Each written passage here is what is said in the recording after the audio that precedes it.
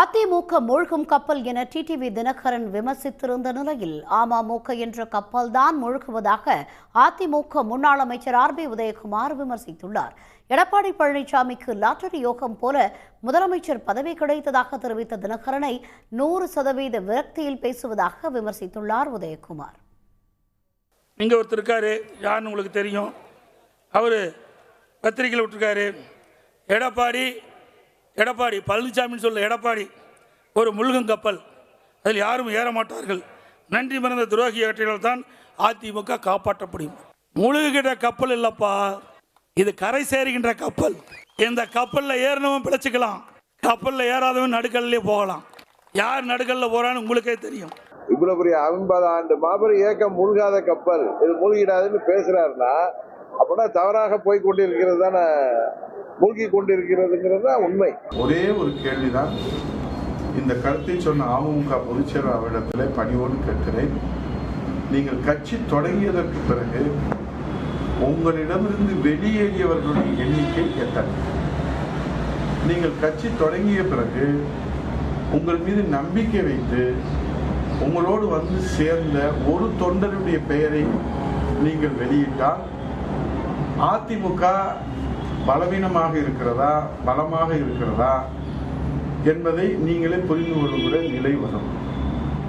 நீங்கள் கட்சி தொடங்கியிலிருந்து உங்களிருந்து வெளியேறி கொண்டே இருக்கிறார்களே, உங்கள் கப்பலிலே ஓட்டை விழுந்திருக்கிறது, உங்கள் கப்பல் எப்போது மூழ்கும் என்று தெரிந்து கொண்ட தொண்டர்களும் நிர்வாகிகளும் உங்களை விட்டு தப்பித்து பிழைத்து அவரவர்கள் உயிர் பிழைத்தால் போதும் என்று வெளியேறி கொண்டிருக்கிறார்களே, அது உங்கள் கவனத்தில் இருக்கிறதா?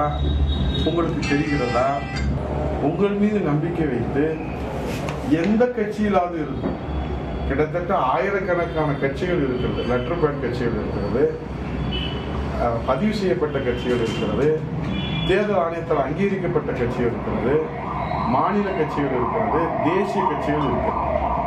இந்த கட்சிகளிலிருந்து எத்தனை பேர்கள் சேர்ந்தார்கள் என்கிற விவரத்தை நீங்கள் வெளியிட்டதற்கு பிறகு இந்த அனைத்து இந்திய அண்ணா திராவிட முன்னேற்ற கழகத்தை பற்றி நீங்கள் கருத்து சொன்னால் அல்லது கவலைப்பட்டால் அல்லது அக்கறையோடு நீங்கள் சொல்லுகிற அறிவுரை அது ஏற்றுக்கொள்ளக்கூடியதாக இருக்கும்.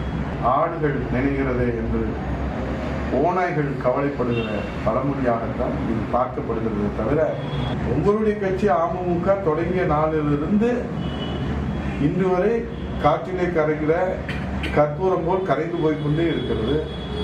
இன்னும் விரைவிலே காணாமல் போய்விடும் என்கிற நிலையை மக்களும் தொண்டர்களும் பேசிக் கொள்கிறார்கள்.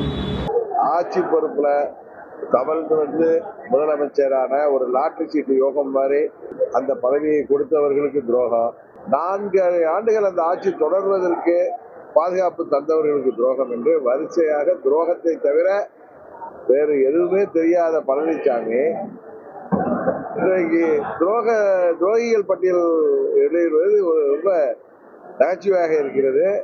இன்னும் சொல்லப்போனா தமிழக வரலாற்றில் துரோகம் என்ற சொல்லுக்கு ஓமையாக இருக்கக்கூடிய போகிற பெயர் எடப்பாடி பழனிசாமி.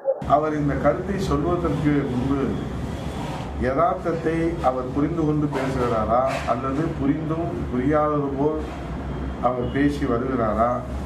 ஆனால் ஒன்று மட்டும் தெரிகிறது, அவர் 100% விரக்தியிலே பேசுகிறார், இயலாமையிலே பேசுகிறார் என்பது மட்டும் நமக்கு அவருடைய பேச்சிலே தெரிகிறது. பழனிசாமி எது பேசினாலும் நரித்தனமாக நயவஞ்சகமாக அடுத்தவர்களை ஏமாற்றுவதற்கான வார்த்தையாக தான் இருக்கும். நீங்கள் எதை சொன்னாலும், எத்தனை கட்டுக்கதைகளை அவிழ்த்து விட்டாலும், எத்தனை கதைகளை கட்டுரைகளை கருத்துக்களை அவதூறுகளை பரப்பினாலும் உங்களை நம்புவதற்கு இந்த நாட்டிலே ஒரு ஜீவனும் முன்வரவில்லை என்பதுதான் யதார்த்த உண்மை. உறுதியாக சொல்லுகிறேன், இறுதியாக சொல்லுகிறேன், அமமுகவிலே உங்களை தவிர வேறு யாரும் உங்களோடு இருக்க மாட்டார்கள் என்பதுதான் இனி காலம் சொல்ல போகிற தீர்ப்பு. உடனுக்குடன் செய்திகளை தெரிந்து கொள்ள சன் நியூஸ் பெல் ஐகானை கிளிக் பண்ணுங்க.